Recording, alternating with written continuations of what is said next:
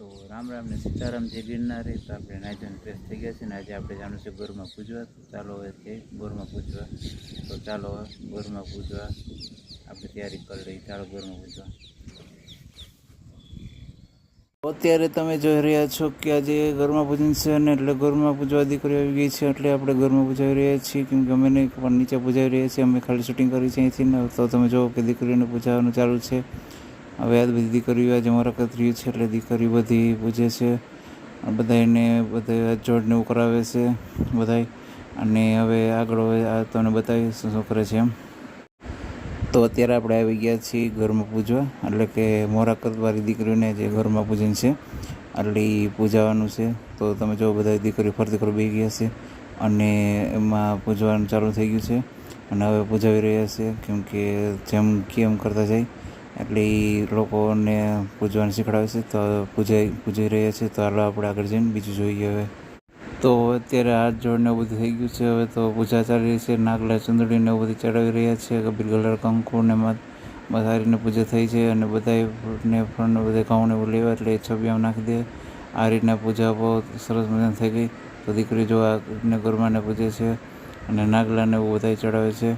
તો આ રીતની પૂજા થઈ. તો ચાલો હવે આગળ જઈને પાછા બીજામાં મળી. તો અત્યારે દીકરી પ્રદક્ષિણા કરી. પ્રદક્ષિણા આપણો વિડીયો થયો તો સીધે બધા આરતી ઉતારે છે.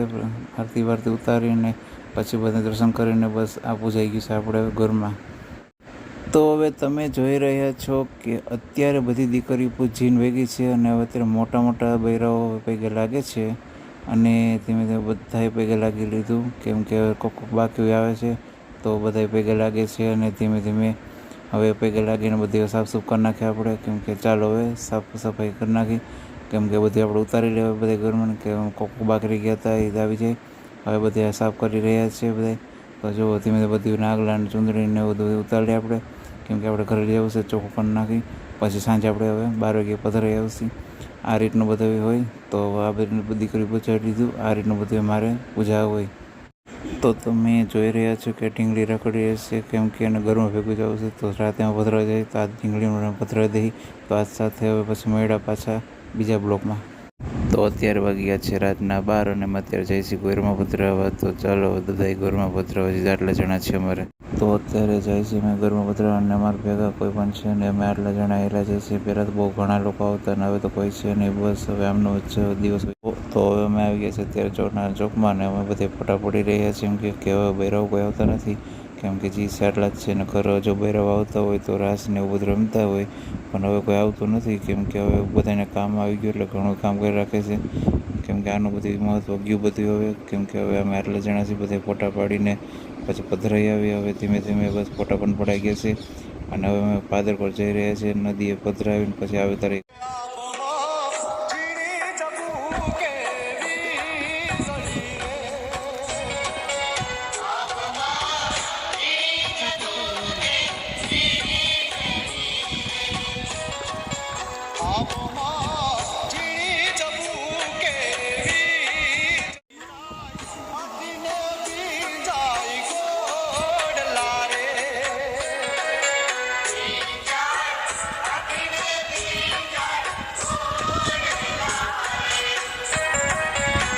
પાછળ તો રહ્યા એટલે ખબર પડે.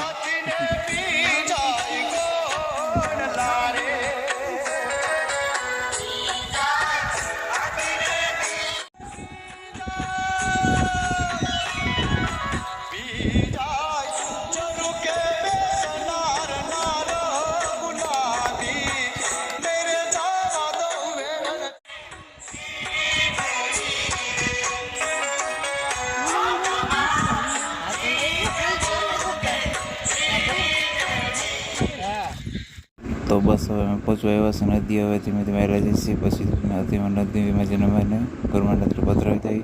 કેમ કે હવે વાગ્યા છે 12:15. કેમ કે હવે જો અત્યારે પધરાવાની તૈયારી કરી છે. નદી આવી ગયા. હવે બધા અમે જો કે આ રીતના પધરાય. કેમ કે નદી આવી જાય છે એમાં. તો નદીમાં આપણે હવે પધરાવી દઈએ.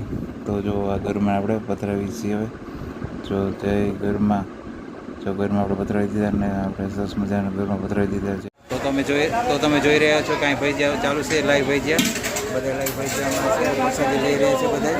કેમ કે તમે આપણે જોઈ છે ભાઈ ભજીયા પણ ગરમ ઉતરે છે અહીંયા. તો સરસ મજાના ભજીયા પણ બની રહ્યા કરી રહ્યા છે અને થોડા પણ ભજીયા બધા પ્રસાદી મળી રહી છે. તો અંદર પણ ચાલુ છે ત્યાં ભજીયા બનવાનું, કેમ કે ગરમ બધાને પ્રસાદી ખવડાવી રહ્યા છે અત્યારે ભજીયાની. તો કટિંગ પણ ચાલુ છે બધું અને ભજીયા પણ પડી રહ્યા છે, પણ ચાલુ છે બધાને પ્રસાદી પણ દે છે બધાને. તો હવે આપણે આગળ જઈને મળીએ. તો સરસ મજાના ભજીયા બનાવી રહ્યા છે અને અત્યારે માસી પણ ભજીયા બનાવે છે અને સરસ મજાના તરી રહ્યા છે. ભજીયા સરસ મજાના બને અને અહીંયા પણ મરચાંની કટકી બની રહી છે, મેથીની બટરકી થઈ ગઈ છે અને અત્યારે ચાલુ છે ભજીયાને ગાળવા. તો જોઈ રહ્યા છો તમે બહુ મસ્ત મજાના.